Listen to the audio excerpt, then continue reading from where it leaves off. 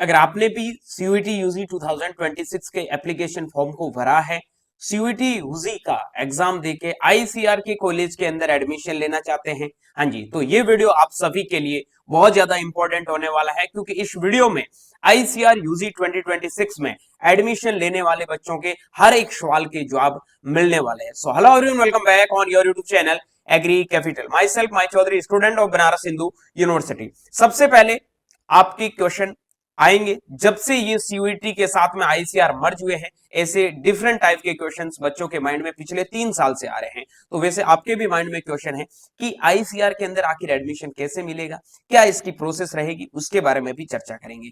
क्या इसका सिलेबस रहने वाला है, हाँ वो भी चर्चा कर लेंगे। क्या कट ऑफ जाएगा, क्या आईसीआर की कॉलेज के अंदर फीस लगेगी, एलिजिबिलिटी क्राइटेरिया क्या है यार, किन किन बच्चों को आईसीआर के अंदर एडमिशन मिलेगा, और आईसीआर के कौन से टॉप कॉलेज है, उनमें एडमिशन लेने के लिए कितने मार्क्स लेके आने पड़ेंगे, ठीक है, और एडमिशन होने का प्रोसेस है वो कब से स्टार्ट होगा, ये क्वेश्चन आपके माइंड में चल रहे हैं। तो सबके जवाब आज इस वीडियो में मिलने वाले हैं। आगे बढ़ने से पहले भाई लोगों एक रिक्वेस्ट है, चैनल पर पहली बार आए हैं तो बिना सब्सक्राइब किए हुए आगे मत जाना, क्योंकि सीयूईटी के अंदर टॉप मार्क्स लेके आके आईसीआर के टॉप कॉलेज में पढ़ना है, तो सबसे इंपॉर्टेंट रोल आपका होगा एग्री कैपिटल का। बाकी व्हाट्सएप, टेलीग्राम, इंस्टाग्राम को अभी ज्वाइन नहीं किया तो वीडियो के डिस्क्रिप्शन में सारे ग्राम के लिंक मिल रखे हैं, तो वहां पे जाके भी ज्वाइन हो जाना। खींच के रखना है मीटर, बिल्कुल ढील नहीं देनी है भाई लोगों।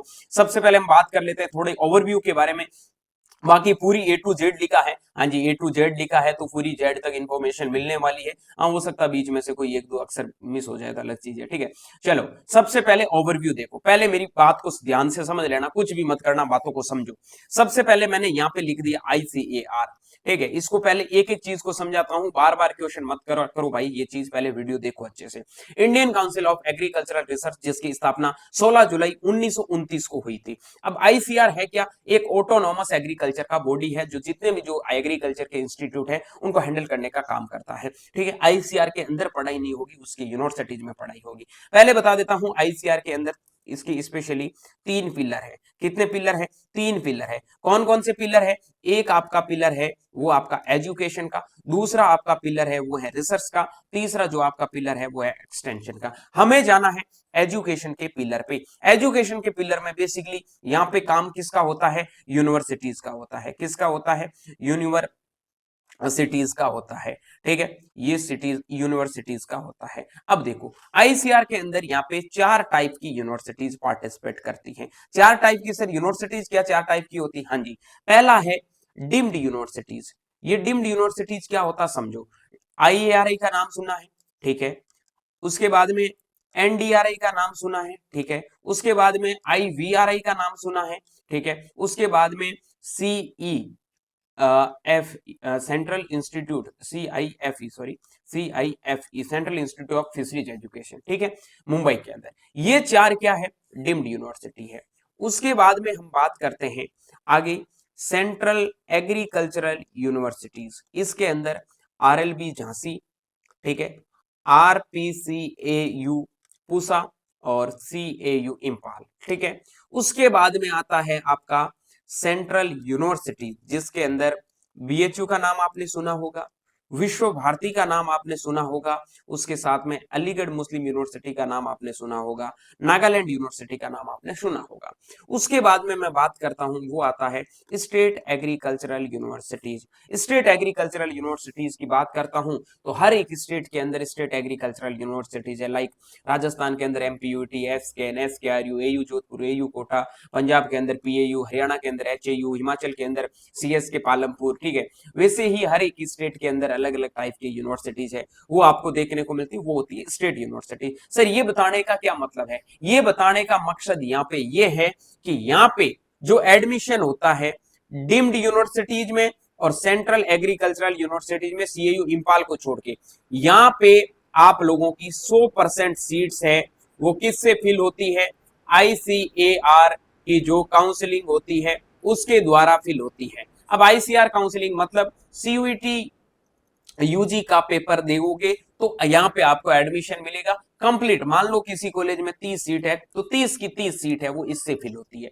लेकिन सेंट्रल यूनिवर्सिटीज है, सिर्फ बीएचयू वगैरह इनकी मैं बात करता हूं, तो यहाँ पे 80-20 का रेशियो रहता है। ये 80% सीट, दोनों सीट्स फिल है वो सीयूईटी के एग्जाम से होती है, लेकिन रास्ता अलग अलग है। ये जो 80% सीट्स है ये तो होती है आपकी सीयूईटी की बीएचयू खुद की काउंसलिंग होती है, जैसे विश्व भारती में विश्व भारती खुद की काउंसलिंग होती है उनके द्वारा। और ये जो 20% सीट्स है वैसे जो डीम्ड यूनिवर्सिटी में आईसीआर काउंसलिंग से फिल होती थी वैसे ही है। सेम का सेम बात करता हूं मैं स्टेट एग्रीकल्चरल यूनिवर्सिटीज में होता है, जैसे एचयू की बात करता हूं, ठीक है। तो यहाँ पे 100 सीट्स है।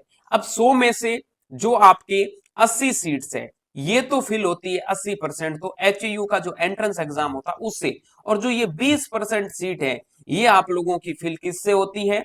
ये 20% सीट आपकी फिल होती है आईसीएआर की काउंसलिंग से, जहां ऑल इंडिया के बच्चे आ सकते हैं। ये जो स्टेट यूनिवर्सिटीज में 80% सीट होती है वो उसी स्टेट के बच्चों के लिए होती है, उन्हीं स्टेट के बच्चे उसी स्टेट के एग्जाम को देके एडमिशन लेते हैं। आई बात समझ में?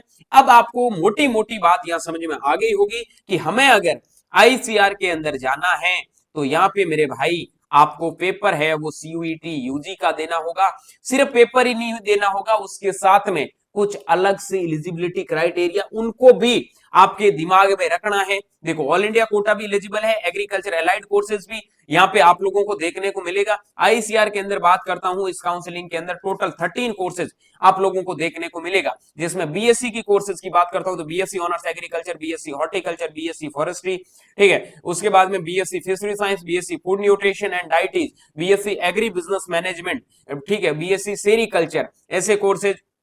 बीटेक की बात करता हूं तो BTech agricultural engineering, BTech dairy technology, BTech food technology, BTech biotechnology जैसे कोर्सेज है वो आप लोगों को देखने को मिलते हैं, ठीक है। तो ये डिफरेंट टाइप के कोर्सेज आप लोगों को यहाँ, बाकी कम्युनिटी साइंसेज जैसे फूड न्यूट्रिशन एंड डाइटी जैसे कोर्सेज है यहाँ पे आप लोगों को देखने को मिलेंगे। आई बात समझ में? तो ये 13 कोर्सेज है। इनमें टोटल अगर मैं आईसीआर की सीट्स की बात करता हूं तो टोटल आपकी 6000 प्लस सीट्स है यहाँ पे रहने वाली है, जिसमें टोटल बीएससी एग्रीकल्चर की सीट्स की बात करता हूं तो 3200 plus seats only BSc agriculture के लिए हैं। ये भी चीज आपके दिमाग के अंदर एकदम क्लियर हो जानी चाहिए। कितनी कट ऑफ जाती है वो आगे डिस्कस करूंगा, वीडियो बिल्कुल भी मिस करके मत जाना, क्योंकि छोटी सी चीज, छोटी सी गलती पड़ जाती है सबके ऊपर भारी। तो जनहित में जारी, वरना एक एक बच्चे पे पड़ेगा भारी। वीडियो देखना है ना, पूरा देखना, लाइक भी कर दो, शेयर भी कर दो, सब्सक्राइब भी कर दो। हाँ चलो आगे बात कर लेते हैं आईसीआर एडमिशन की एलिजिबिलिटी क्राइटेरिया। हाँ जी, ये जानना तो बहुत जरूरी है यार, एडमिशन लेने के लिए जा रहे हैं, सबसे पहले ये तो पता होना चाहिए भाई इस कमरे के अंदर घुसने के लिए क्या क्या एलिजिबिलिटी होना चाहिए, इसकी क्या योग्यता है, ठीक है।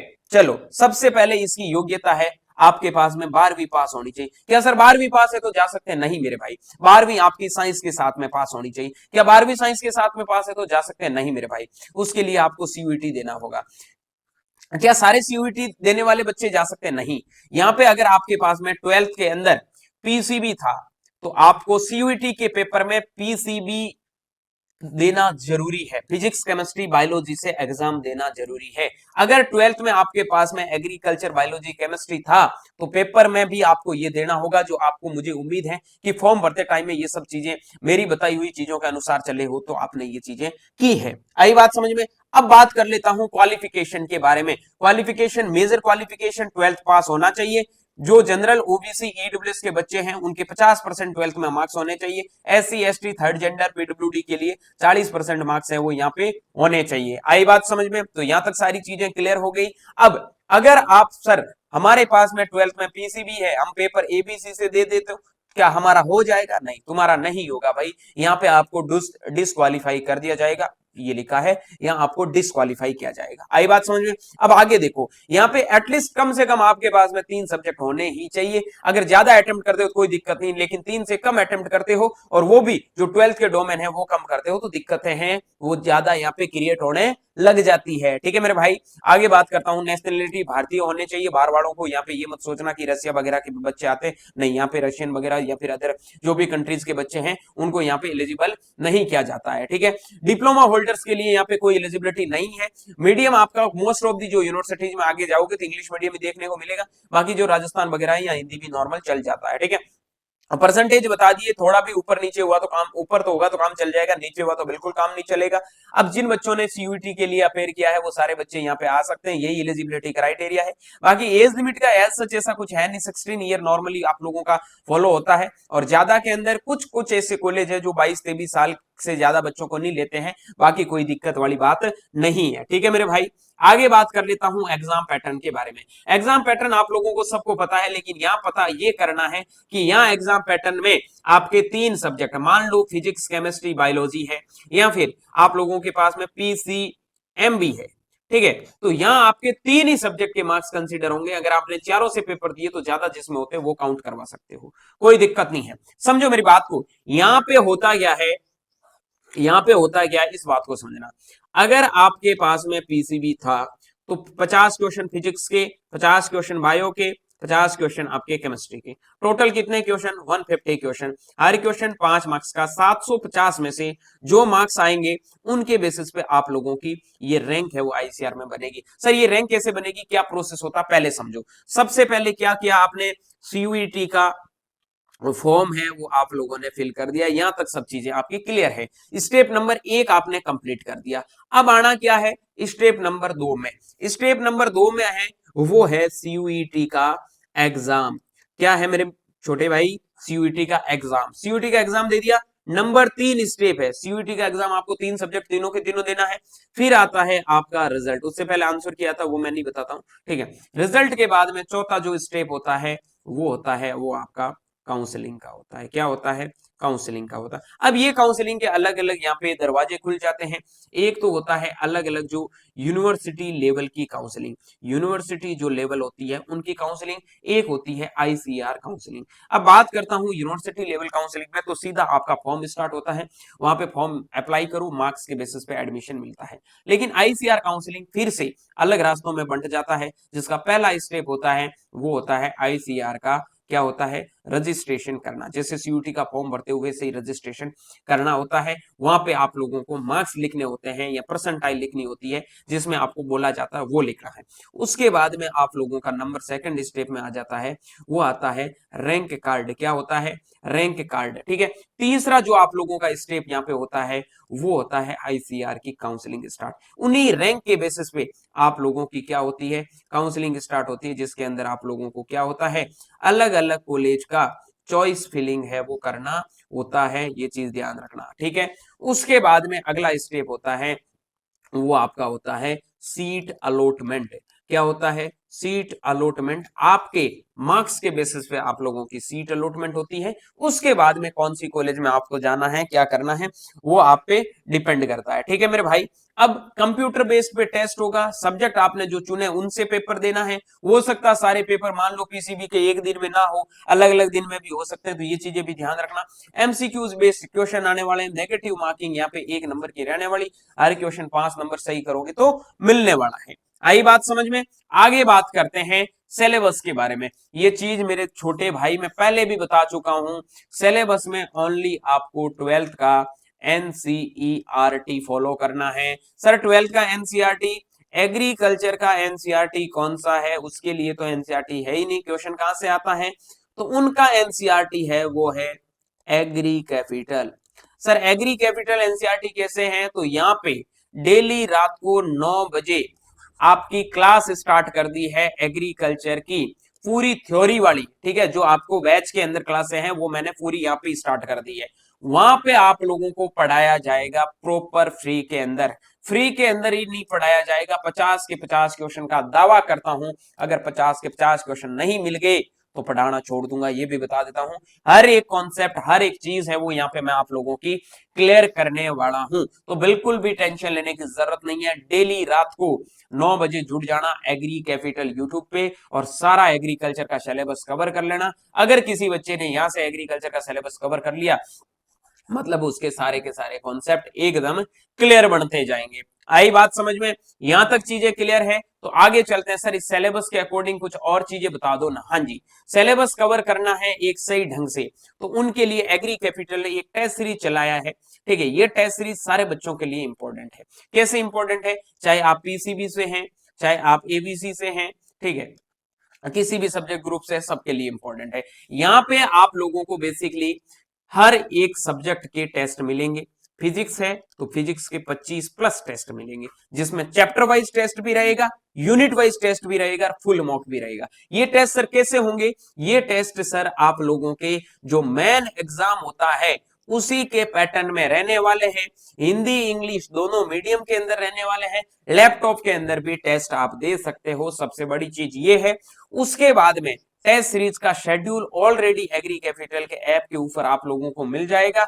सर फीस कितनी बता दो, मात्र 299 रुपए। अरे 299 रुपए टोटल, अगर टेस्ट देखोगे ना 75 75, ठीक है, प्लस मान के चलो लगभग 80 के समथिंग आपको टेस्ट मिलेंगे। 80 टेस्ट के अंदर क्वेश्चन कितने बनते हैं सर, 4000 क्वेश्चन बनते हैं। कितने बनते हैं, 4000 क्वेश्चन। साथ में आपको PYQs का जो बंडल है वो भी फ्री प्रोवाइड करवा देंगे, ठीक है। अब 4000 प्लस क्वेश्चन अगर कोई आपको दे रहा, वो भी पूरे प्रॉपर CUET के पैटर्न पे, और 299 रुपए ले रहा है भाई, कुछ भी नहीं है ये।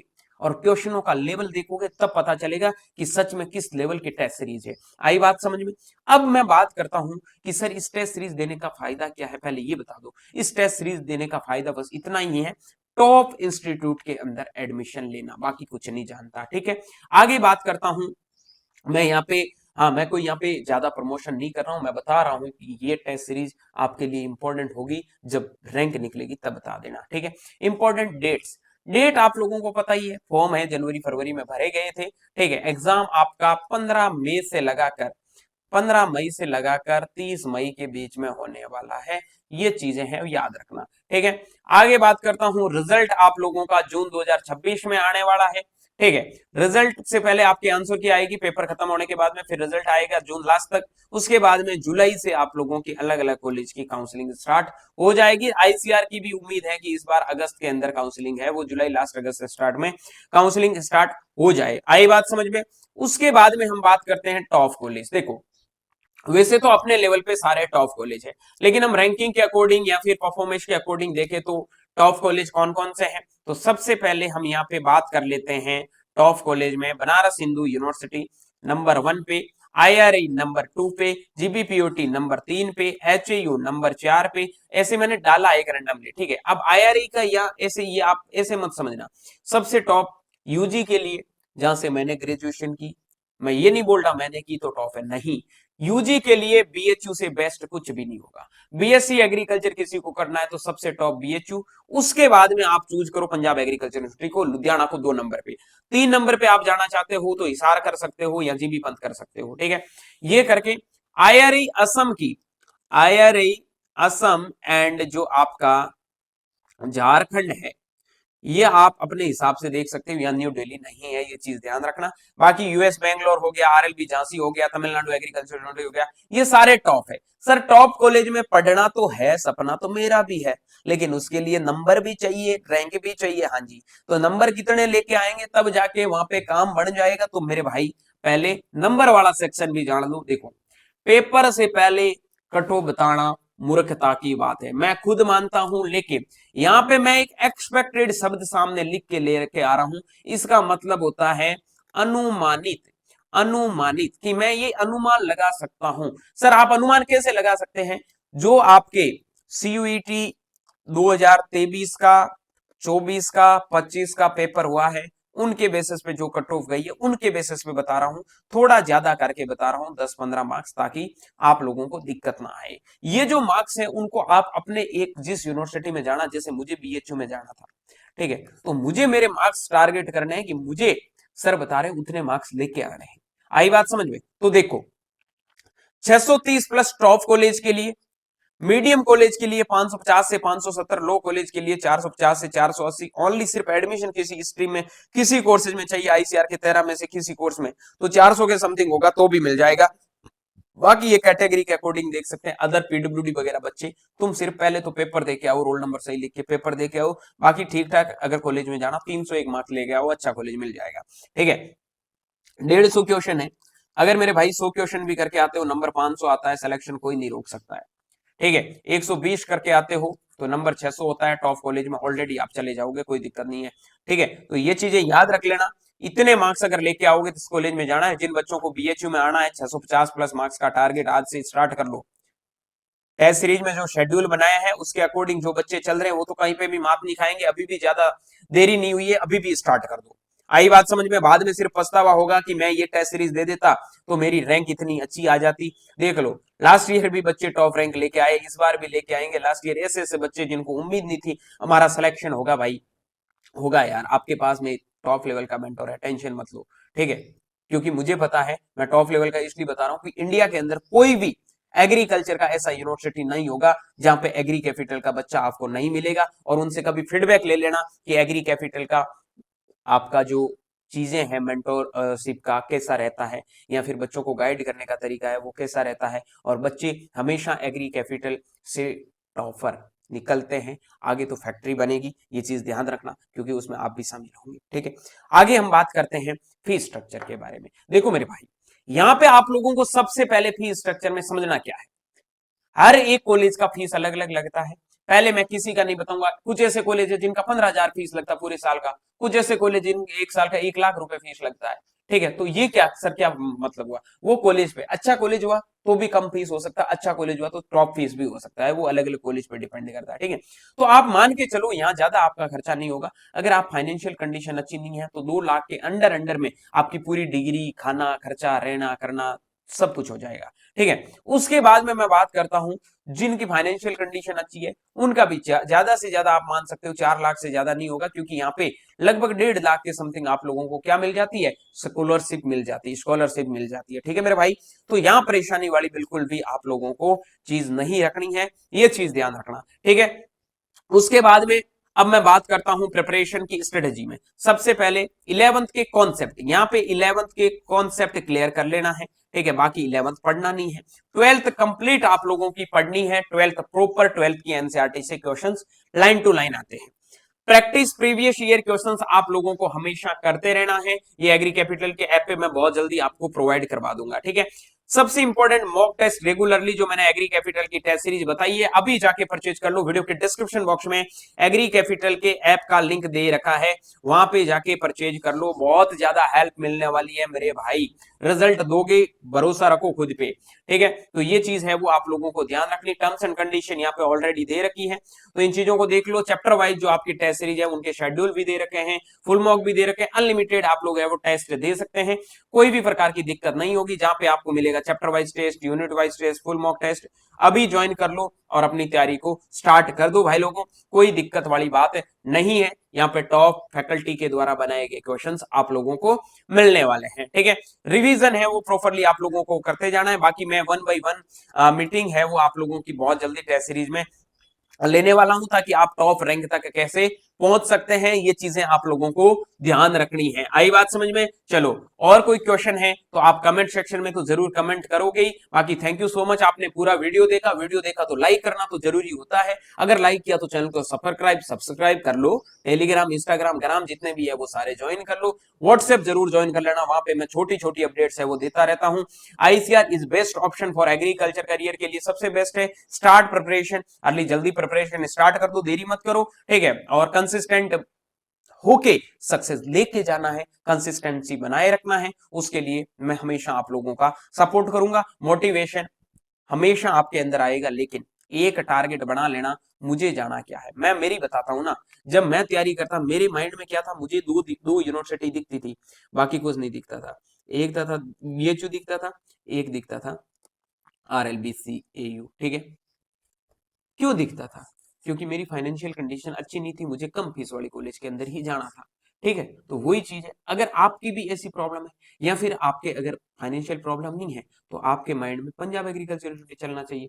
भाई मैं अभी जाके आया हूँ, किस लेवल का यूनिवर्सिटी, आप जाओगे ना खुद जिंदगी भर याद करोगे, सर यार क्या यूनिवर्सिटी। बाकी ऑफिशियल वीडियोस बहुत जल्दी आप लोगों के आ जाएंगे, वहां पे आप लोगों को सब मिल जाएंगे। एचयू भी बहुत तगड़े लेवल का यूनिवर्सिटी है, जीबी पंथ है, बीएचयू मुझे पता है किस लेवल का, भाई मैंने 4 साल निकाला, बहुत टॉप लेवल का कॉलेज है, कोई दिक्कत नहीं है, ठीक है? तो ये सारी चीजें आप लोगों की उम्मीद करता हूँ क्लियर हो गई होगी। बाकी कोई दिक्कत प्रॉब्लम आ रही तो वीडियो के कमेंट वाला पार्ट है, वहां जाके कमेंट कर दो भाई लोगों, ठीक है? मिलूंगा बहुत जल्दी एक नई वीडियो और नए अपडेट के साथ में, तब तक के लिए स्वस्थ रहे, मस्त रहे, देखते रहे एग्री कैपिटल का YouTube channel Mai Chaudhary BHU के साथ। Thank you very much, good luck.